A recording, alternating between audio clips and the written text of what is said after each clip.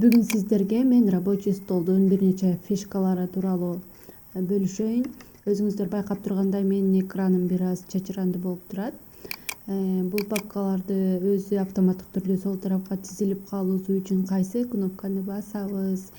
Албетте рабочий столдо мышканын оң жагын басабыз.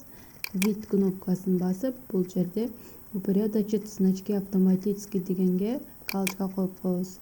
Ошондо биздин документтерибиз чарчайт болбой бир тарапка тизилип турат. Эгер сизге керектүү документтер оң тарапка жылдырып коюу ыңгайлуу болсо, кайра эле ушул галочканы алып туруп каалагандай тизип алсаңыз болот.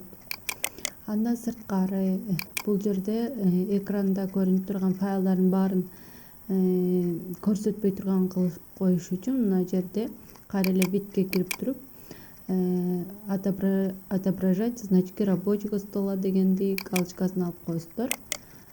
Кайра пайда кылуу үчүн ушул галочканы коюп коесуздар. Андан сырткары экрандагы сүрөттү кантип алмаштырсак болот? Мышканын оң жагын басып, персонализация деген жерге келип, бул жерде каалаган сүрөтүбүздү тандап коюп алсак болот. Андан сырткары өзүңүздөрдүн каалаган сүрөтүңүздөрдү коюп алсаңыздар болот. Азыр мен загрузкедеги бир сүрөттү коюп көрөйүн.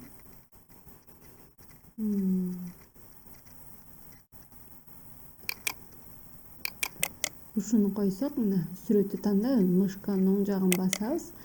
Мына сделать фоновым изображение рабочего стола дегенди басып коебуз. Эми чыгып көрөбүз. Мына биздин сүрөт коюлду.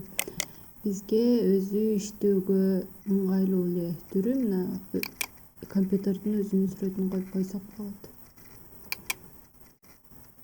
Мына ушинтип сүрөттөрүнү өзгөртсөңүздөр болот.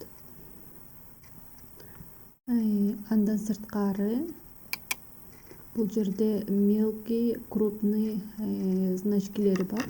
Мелкий кылсаңыздар, мына рабочий столдогу файлдар кичинерет. Крупный кылсаңыздар чоңойот. Кайра эле обычныйга коюп коебуз.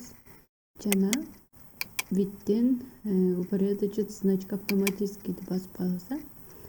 Мына эгерде кимде-ким ушундай чачыранды болуп жыйнай албай турган болсо, ушундай жол менен жыйнап алсаңыздар болот, сүрөттөрүн алмаштырсаңыздар болот.